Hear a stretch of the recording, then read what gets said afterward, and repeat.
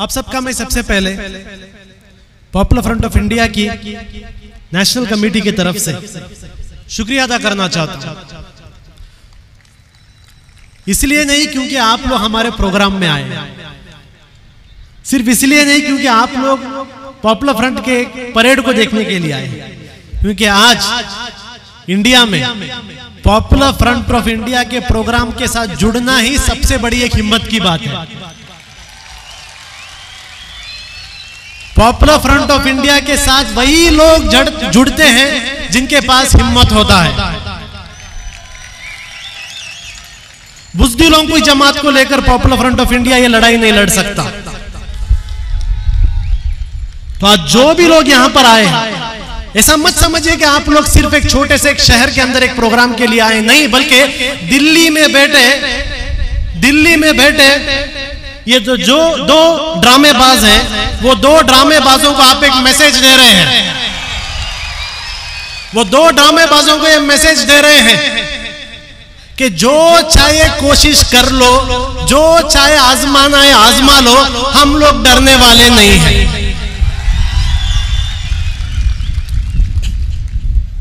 एक जमाना था हमें पूरे इंडिया में जाकर पॉपुलर फ्रंट की तारुफ करनी पड़ती थी, इंट्रोडक्शन देना पड़ता था।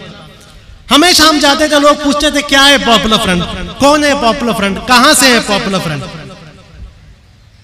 हमारे पास ना तो इतने पैसे थे, ना तो इतने मीन्स थे कि गली गली जाकर लोगों से कहते पॉपुलर फ्रंट क्या है। हम लोग हर जगह मीडिया से रिक्वेस्ट करते थे हमारा प्रेस रिलीज पब्लिश करो। हम मीडिया वाले से कहते थे हमारा फोटो पब्लिश करो। हम मीडिया वाले से कहते हैं आओ हमारा प्रोग्राम कवरेज करो। लेकिन एक जमाना था जब कोई नहीं आता था, लेकिन आज पूरे इंडिया के गांव गांव में बच्चे बच्चे को पता है पॉपुलर फ्रंट क्या है। और आज यहां पर भी बहुत सारे लोग आए हैं, वही गोदी मीडिया के लोग, अलग अलग लोग आए यहां पर। वो कोई पॉपुलर फ्रंट की पॉजिटिव पब्लिसिटी के लिए नहीं आए। आज पॉपुलर फ्रंट के प्रोग्राम में वो कुछ ऐसे बात चुनने के लिए आए जिसको लेकर कल हेडलाइंस होगा। और उनसे मैं वादा करता हूं इंशाअल्लाह आज मेरे स्पीच में आपको जरूर ऐसे पॉइंट्स दूंगा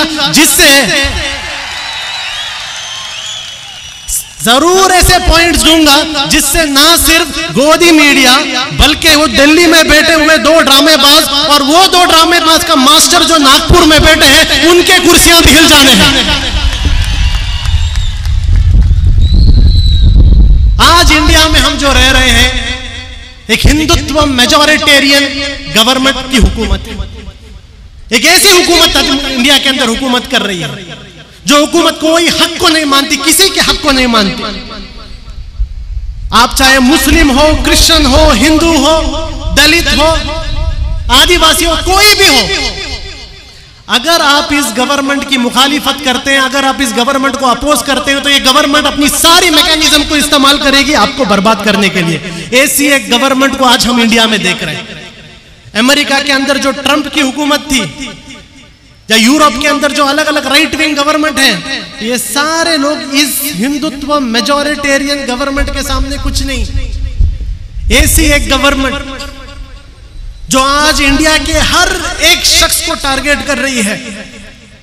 जब दलित महाराष्ट्र के अंदर भीमा कोरेगांव के नाम पर उन्होंने प्रोटेस्ट किया, पूरे के पूरे दलित, ट्राइबल और लेफ्टिस्ट लीडर्स को जेलों में डाला गया, ये बताने के लिए कि आप दलित, आप ट्राइबल, आप आरएसएस के सामने बात नहीं करना है।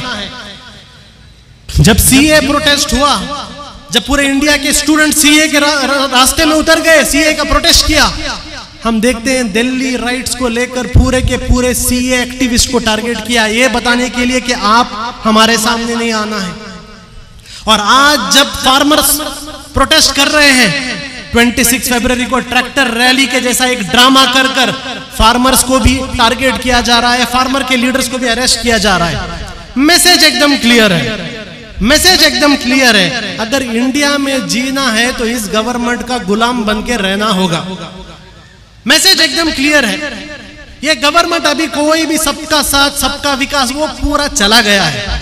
वो सब चला गया। अब एक सिंगल एजेंडा ये गवर्नमेंट आप लोगों को दे रही है, और जो जो लोग आज मेरी ये बात सुन रहे हैं उन सबको ये गवर्नमेंट, इंडिया की गवर्नमेंट एक सिंगल एजेंडा दे रही है। वो सिंगल एजेंडा ये है, क्या आप आरएसएस से डरते हो या नहीं?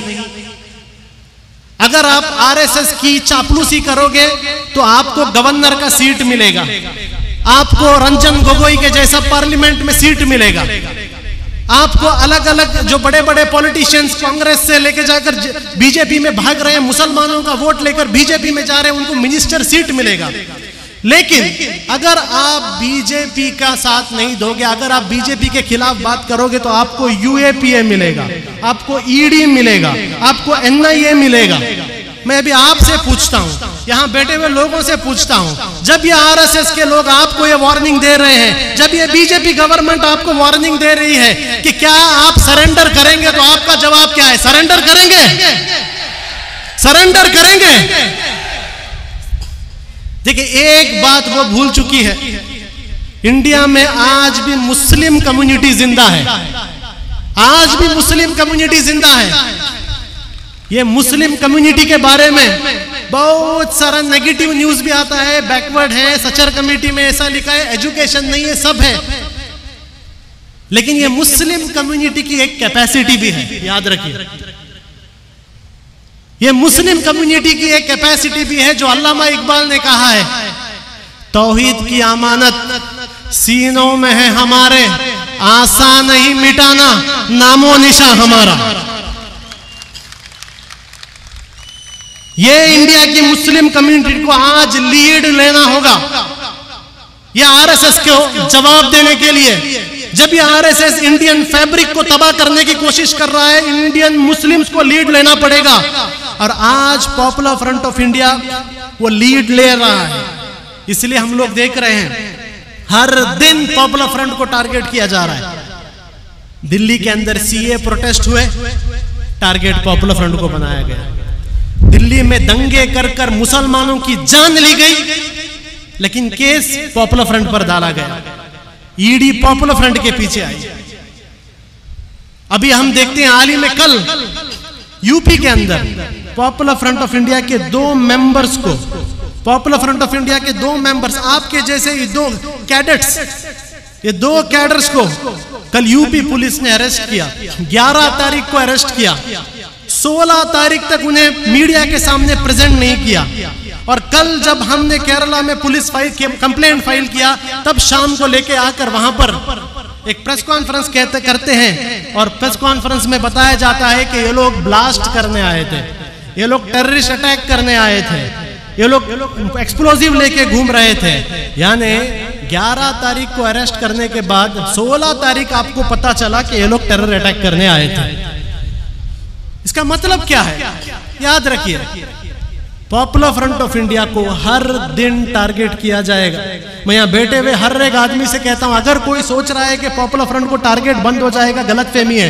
एवरी डे, हर दिन पॉपुलर फ्रंट पर एक नया इल्जाम लगाया जाएगा, पॉपुलर फ्रंट को नया टारगेट किया जाएगा। पॉपुलर फ्रंट के मेंबर से भी मैं यहां पर कहना चाहता हूं, रेडी हो जाओ, यूएपीए आने वाला है, ईडी केसेस आप पर पड़ने वाले हैं, एनआईए आपके पीछे आने वाला है, नेशनल सिक्योरिटी एक्ट आप पर लगाने वाले हैं, सेडिशन केस आप पर लगाने वाले हैं, ये सारे चीज आने वाले हैं। इस सब के लिए रेडी रहने का एक वक्त आ गया है, ये सब चीज आएगा। और उम्मीद मत कीजिए, उम्मीद मत कीजिए कि ये जो दिल्ली के अंदर बैठे जो आरएसएस के 2 प्रचारक हैं, ये प्रचारक कुछ रहम दिखाएंगे। ये ऐसे प्रचारक हैं जो बचपन से आरएसएस के शाखा में बैठकर मनुवाद सीखे हुए लोग हैं। वो मनुवाद जो कहता है कि पूरा का पूरा हुकूमत एक छोटे ग्रोह के हाथ में रहना है, यहाँ पर मुस्लिम्स उनके दुश्मन है, यहाँ पर क्रिश्चियंस उनके दुश्मन है, यहाँ पर कम्युनिस्ट उनके दुश्मन है। ऐसे एक आइडियोलॉजी का ट्रेंड हुए 2 लोग आज इंडिया को चला रहे हैं। इनसे कोई भी उम्मीद मत रखिए, सिर्फ एक ही उम्मीद रखिए, वो उम्मीद ये है कि हर दिन आपको टारगेट किया जाएगा। मैंने सुना मंगलोर के अंदर एसडीपीआई के एक्टिविस्ट एसडीपीआई जिंदाबाद बोल रहे थे, और यहां पर केस डाला गया उन पर, यह कहकर कि वो पाकिस्तान जिंदाबाद कह रहे हैं। देखिए, इसमें आप अरेस्ट हुए हैं, हमारे जो मेंबर्स अरेस्ट हुए हैं, आप उसमें शर्म मत कीजिए। शर्म यहां की पुलिस को करना है, शर्म दक्षिण कन्नड़ा की पुलिस को करना है। आप शर्म मत कीजिए। मैं कहता हूं जो लोग अरेस्ट हुए उनको सेलिब्रेट कीजिए, हीरो बनाइए उन्हें। वो 3 लोग जो अरेस्ट हुए हैं दक्षिण कन्नड़ा में, वो आपके हीरो हैं। और यहां पर शर्म किसको होना है? यहां पर दक्षिण कन्नड़ा की पुलिस को होना है, जो बीजेपी गवर्नमेंट के प्रेशर में आकर अपनी कॉन्स्टिट्यूशनल ड्यूटी को छोड़कर बीजेपी का गुलाम बन रही है। उन्हें शर्म आना चाहिए, हमें नहीं। हमारे हीरो हैं, वो जेल के अंदर हैं। अंसद बी फिरोज जो आज यूपी के जेल में, हमारे हीरो हैं वो। और मैं इस स्टेज से आज कहता हूं, पॉपुलर फ्रंट ऑफ इंडिया के पास जो कुछ है, पॉपुलर फ्रंट के पास जो कुछ है, सब कुछ लगा देंगे उनके इंसाफ के लिए इंशाअल्लाह। जो कुछ है सब लगा देंगे।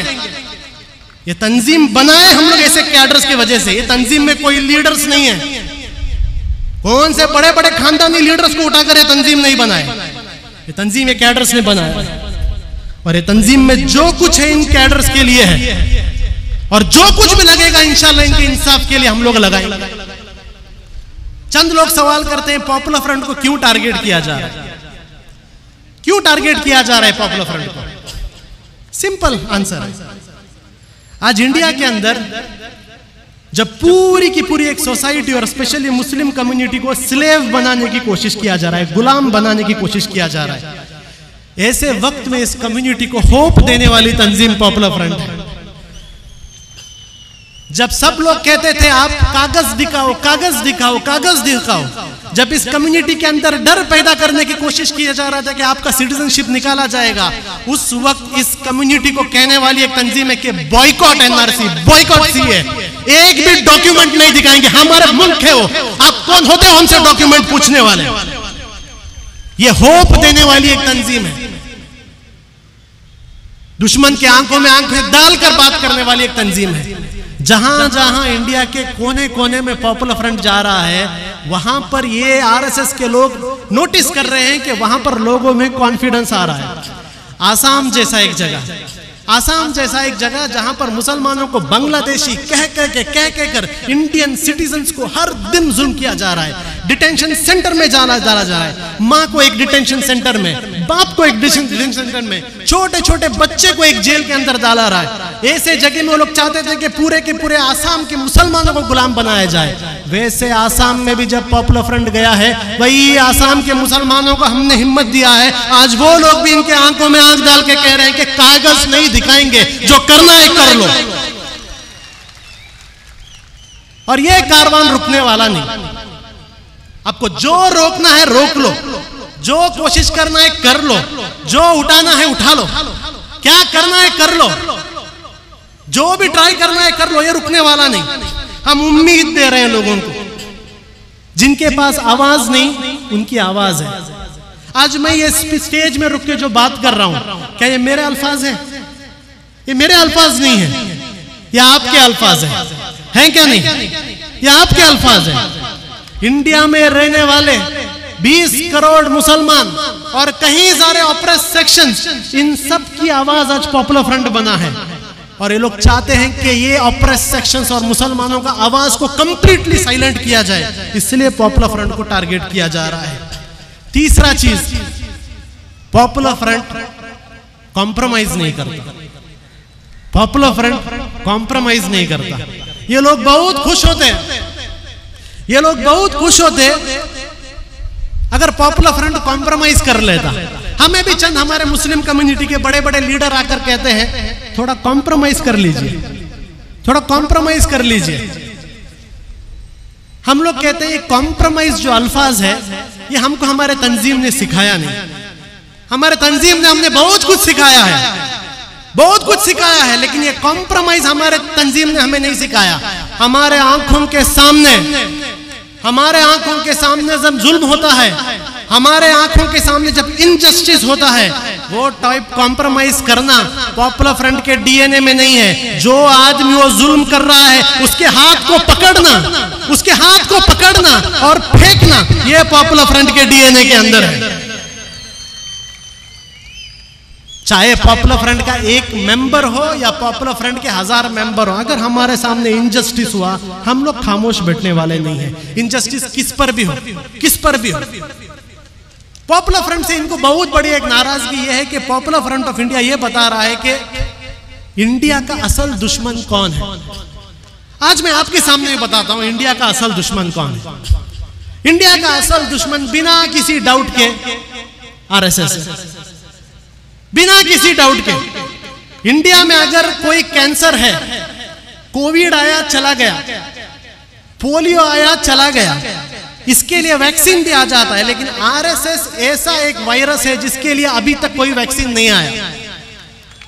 इंशाअल्लाह वो वैक्सीन पॉपुलर फ्रंट लेके आएगा, जरूर वो वैक्सीन हम लोग लेके आएंगे, हर जगह देंगे हम आरएसएस को वैक्सीन, क्योंकि हमें पता है आरएसएस कौन है।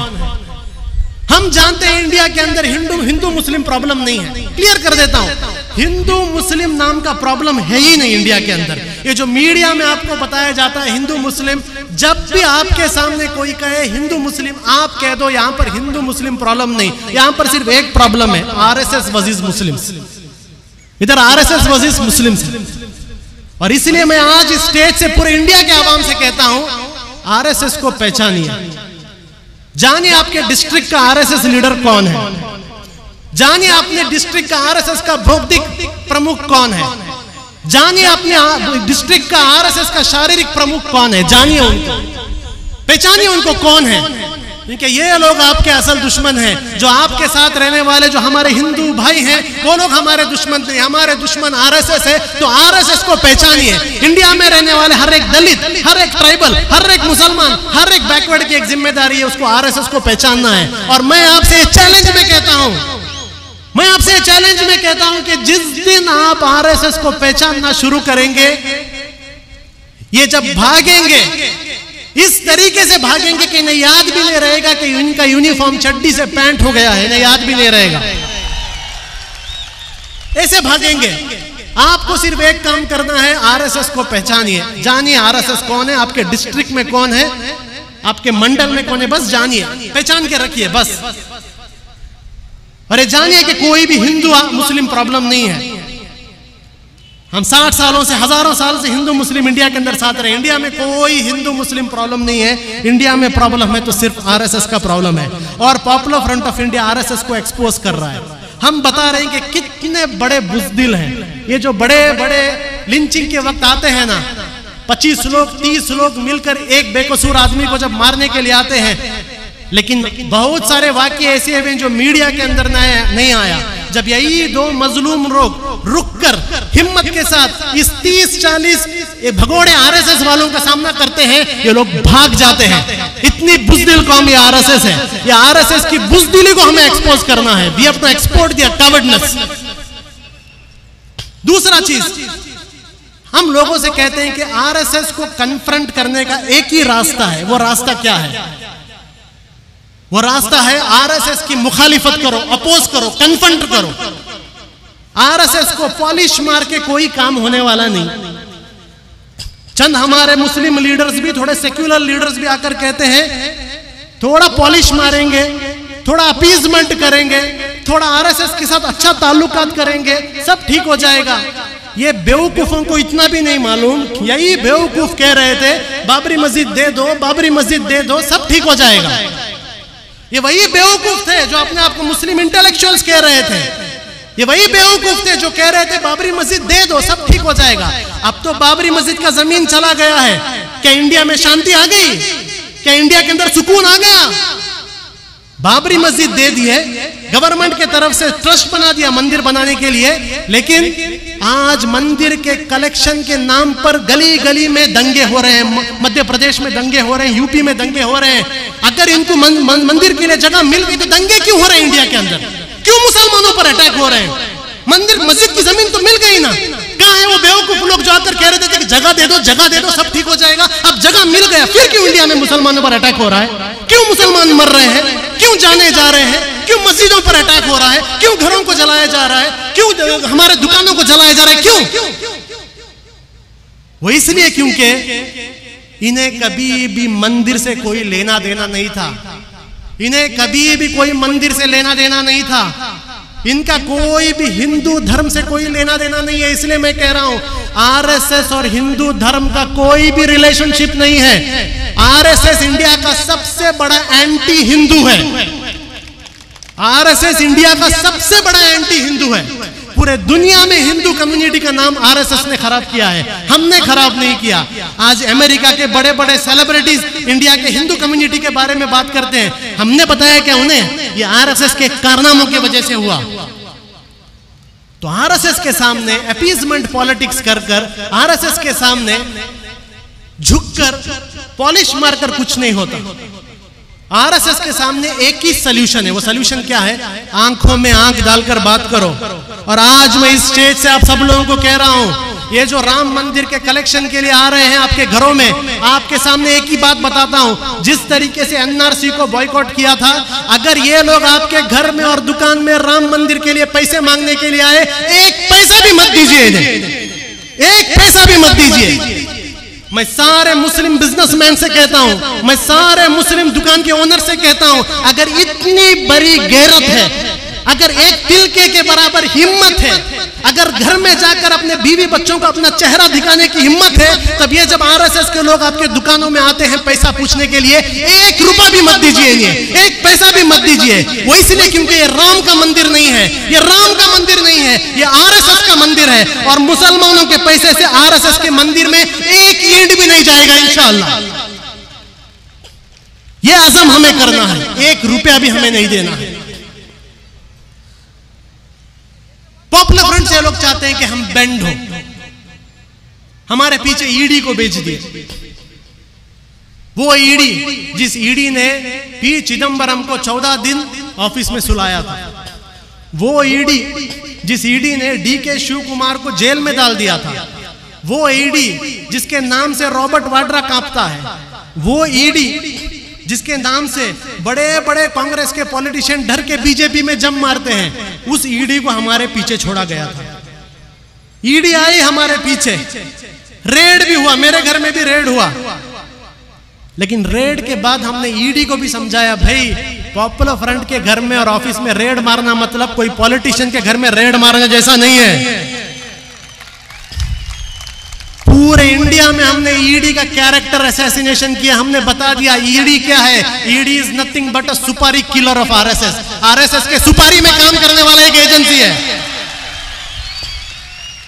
जिस तरीके से एनआईए को हमने निकाह इन्वेस्टिगेशन एजेंसी बना दिया था, निकाह इन्वेस्टिगेशन एजेंसी बना दिया था, आज पूरे इंडिया के अंदर सबको हमने बता दिया कि ईडी से डरने की जरूरत नहीं, ईडी को कन्फ्रंट करो, लीगली डेमोक्रेटिक कन्फ्रंट करें। और ऐसी हिम्मत हमारे मेंबरों के अंदर थी कि बिहार का एक छोटा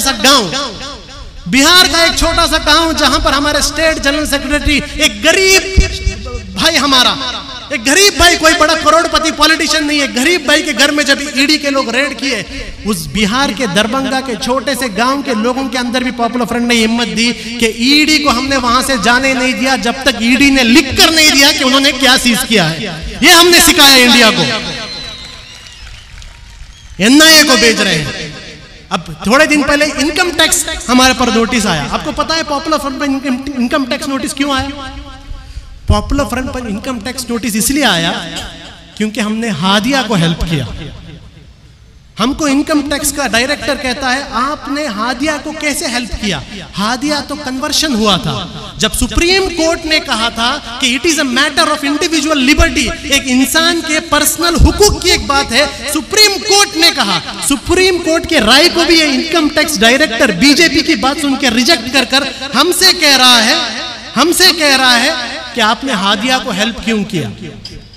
वो हमसे कह रहा है कि आपके डोनर्स ने इनकम टैक्स नहीं भरा।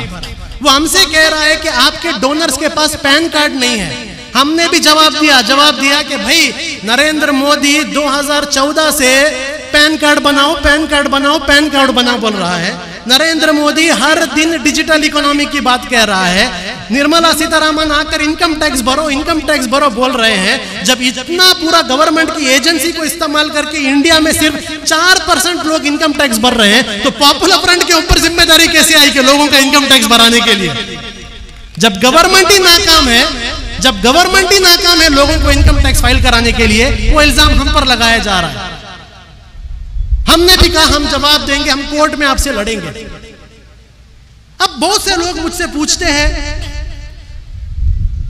ईडी आपके पीछे आ गया, एनआईए आपके पीछे आ गया, इनकम टैक्स आ गया, अभी स्पेशल टास्क फोर्स एसटीएफ आपके पीछे आया, आपको डर क्यों नहीं लगता? आपको डर क्यों नहीं लगता? हमारा जवाब सिंपल है।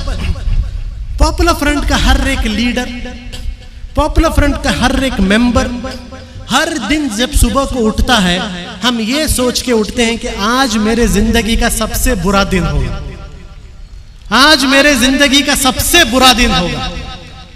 जब हम ये सोच के उठते हैं, आप कौन सा बड़ा प्रॉब्लम लाए तो ये प्रॉब्लम हमें बड़ा नहीं दिखता। आप हमें ईडी से डराना चाहते हैं, आप हमें यूएपीए केस से डराना चाहते हैं, आप हमें सेडिशन केस से डराना चाहते हैं, आप हमें नेशनल सिक्योरिटी एक्ट से डराना चाहते हैं। मैं बीजेपी गवर्नमेंट को एक एडवाइस देता हूं, मैं बीजेपी गवर्नमेंट को एक एडवाइस देता हूं, हम लोग ये ऑर्गेनाइजेशन ज्वाइन ही किए ये जानकर कि हम पर यूएपीए पड़ने वाला है। हम लोग ये ऑर्गेनाइजेशन में आए ये जानकर कि हम पर सेडिशन होने वाला है। हम लोग इस ऑर्गेनाइजेशन पे आए, हमें 100% मालूम था हमारे ऊपर ईडी एनआईए आए। तो भाई जो चीज हमें पहले से ही पता है, उस चीज को लेकर आप हमें डरा नहीं सकते। कुछ नया ट्राई करो, कुछ नया ट्राई करो। आपने अपने चड्डीधारी लोगों से लाठी से ट्राई किया, उससे नहीं डरे। लाठी के बाद आपने पुलिस से ट्राई किया, उससे नहीं डरे। उसके बाद एनआईए को नहीं लाए, उससे नहीं डरे। ईडी आ गया, उससे नहीं डरे। मैं आपसे कहता हूं थोड़ा क्रिएटिव बनो, थोड़ा क्रिएटिव बनो। ये चीज जिन चीज से आप हमें डराना चाहते हो ना, हम इस चीज की तलब रखते हैं, हम चाहते हैं हमारे साथ ये हो। पॉपुलर फ्रंट के काम का कोई सर्टिफिकेट नहीं है। पॉपुलर फ्रंट का काम का एक ही सर्टिफिकेट है, जब तक आरएसएस और बीजेपी हमारी मुखालिफत करते रहेगा तब तक हमें सर्टिफिकेट है हम अच्छा काम कर रहे हैं। जिस दिन बीजेपी आरएसएस हमारी तारीफ करेगा उस दिन हमें लगा कि हम बुरा काम करेंगे। तो इन चीजों से हम नहीं डरते। अब मैं लोगों से एक बात कह के मेरी बात कहता हूं, आवाम से एक मैं बात कहता हूं। पॉपुलर फ्रंट कभी भी पीछे हटने वाला नहीं है, कभी भी पीछे हटने वाला नहीं। ये कितने भी हम पर जुल्म आए, अगर कोई एक्सपेक्ट करता है हम लोग पीछे हटे, हम लोग पीछे नहीं हटेंगे। वो इसलिए क्योंकि इस्लामिक हिस्ट्री में जब हम लोग छोटे छोटे मदरसे में होते हैं, हमें एक स्टोरी सिखाया जाता है। इंडिया के सारे और दुनिया के सारे मुसलमानों को एक स्टोरी सिखाया जाता है। हमारे मदरसों में, हमारे घर में एक छोटा स्टोरी सुनाया जाता है। वो स्टोरी ये है कि बिलाल हबशी नाम के एक बहुत बड़े सहाबा थे। उनको जब टॉर्चर हो रहा था और उनको टॉर्चर में ये कहा जा रहा था कि सरेंडर करो, सरेंडर करो, सरेंडर करो, बिलाल को इस तरीके से टॉर्चर किया था कि आज तक किसी ने वैसा टॉर्चर नहीं देखा। वैसा टॉर्चर करने के वक्त जब बिलाल को सरेंडर करने के लिए कहा गया, उमैया ने कहा, बिलाल अगर तू सरेंडर नहीं करेगा तो मैं तुझे ऐसा टॉर्चर दूंगा, ऐसा टॉर्चर दूंगा जो टॉर्चर आज तक अरबों ने सोचा नहीं था, आज तक अरबों ने देखा नहीं था और आज तक अरबों ने सुना नहीं था। तब बिलाल का जवाब था, उमैया तू जो टॉर्चर करना है कर, मैं भी तुझे ऐसा सबर और ऐसा इस्तकामत दिखाऊंगा जो इस्तकामत आज तक अरबों ने सुना नहीं होगा, देखा नहीं होगा और सोचा नहीं होगा। हम लोग ये बिलाल के वाकिया सुनकर बड़े हुए लोग हैं। आप हमें ईडी से डराओगे, आप हमें एनआईए से डराओगे, आप हमें यूएपीए से डराओगे, ये सब चलने वाला नहीं है। अगर आप चाहते हैं पॉपुलर फ्रंट की हिम्मत तोड़ने के लिए, अगर आप चाहते हैं पॉपुलर फ्रंट पर केसेस डाल के डराने के लिए, तो मैं आज पॉपुलर फ्रंट की तरफ से आपको कहता हूं कि हम भी पॉपुलर फ्रंट का हर एक मेंबर ऐसा आपको स्ट्रगल दिखाएंगे जो स्ट्रगल आज तक आरएसएस ने कभी सुना नहीं होगा, कभी देखा नहीं होगा और कभी सोचा नहीं होगा।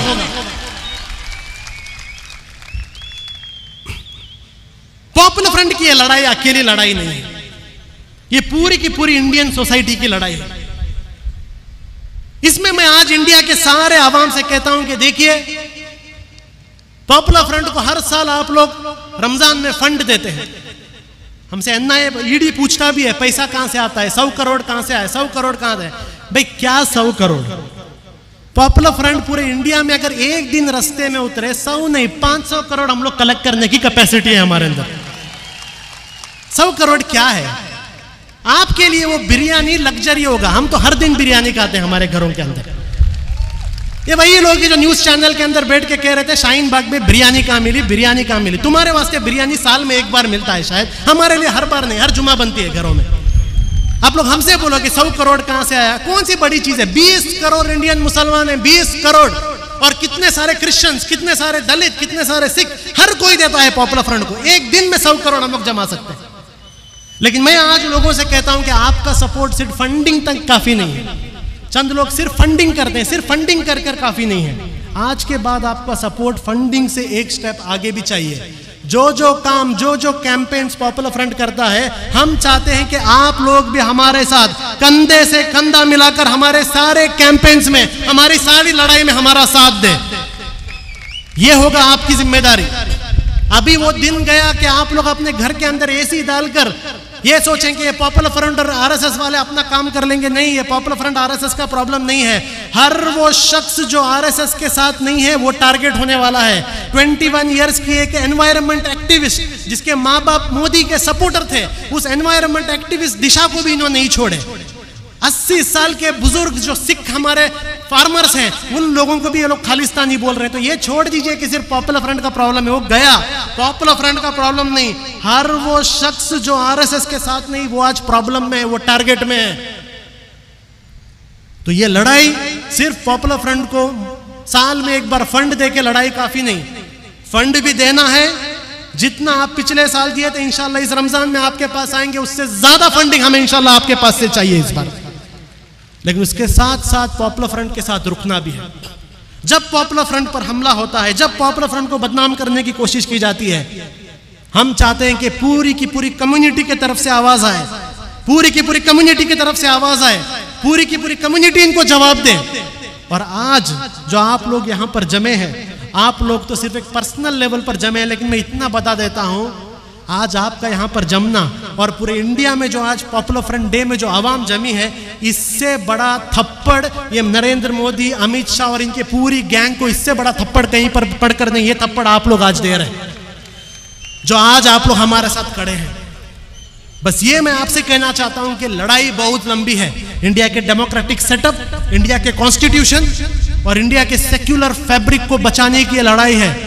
जो लड़ाई टीपू सुल्तान ने लड़ी थी, जो लड़ाई कुनी मोहम्मद हाजी ने लड़ी थी, वो लड़ाई को वापिस हमें लड़ना है। इस बार कोई बाहर से आया हुआ दुश्मन नहीं है। इसी नागपुर से एक फैसिस्ट ऑर्गेनाइजेशन हमारे देश के डेमोक्रेसी, कॉन्स्टिट्यूशन, माइनॉरिटी राइट्स को तबाह करने पर निकली है। तो अब घर पर बैठेंगे तो नहीं होगा। जिस तरीके से आप लोग सीए के वक्त रास्ते पर उतरे थे, अभी वापिस जब ये सीए आएंगे, वापिस आप लोगों को रास्ते पर उतरना होगा। वापिस आपको हक के लिए लड़ना होगा, और सिर्फ मुसलमानों के हक के लिए नहीं। जब भीमा कोरेगांव में दलितों को हमला किया, आपको दलितों के लिए हक के लिए लड़ना पड़ेगा। जब क्रिश्चियंस के चर्चों पर अटैक होगा, आपके क्रिश्चियंस के लिए लड़ना होगा। जब फार्मर्स और सिख लोगों पर वहां पर हमला हो रहा है, लाठी पड़ रहा है, खालिस्तानी कह रहे हैं, उनके हक के लिए लड़ने की जिम्मेदारी इंडियन मुस्लिम सोसाइटी की है। और ये लड़ाई हमें लड़नी है। हमारा इस बार का नारा यही है, for the nation with popular front. तो पॉपुलर फ्रंट की तरफ से मैं इतना आप लोगों को बताता हूं, इंशाअल्लाह जब तक पॉपुलर फ्रंट ऑफ इंडिया का लास्ट मेंबर इंडिया में रहेगा, तब तक इंशाअल्लाह हम लोग ये लड़ाई को लड़ते रहेंगे इंशाअल्लाह। मैं आपसे भी ये गुजारिश करके अपनी बात को खत्म करता हूं कि जिस तरीके से आज तक आप लोगों ने हमें साथ दिया, ये साथ और भी दीजिए। एक लंबी लड़ाई है, इंशाअल्लाह इंशाअल्लाह साथ में एक दूसरे का हाथ पकड़कर, कंधे से कंधा रखकर इंशाअल्लाह इंडिया से ये फैसिज्म का जो एक डिजीज है, इस डिजीज को इंशाअल्लाह हम खत्म करके रहेंगे। वाकिर दाना अल्हम्दुलिल्लाहि रब्बिल आलमीन।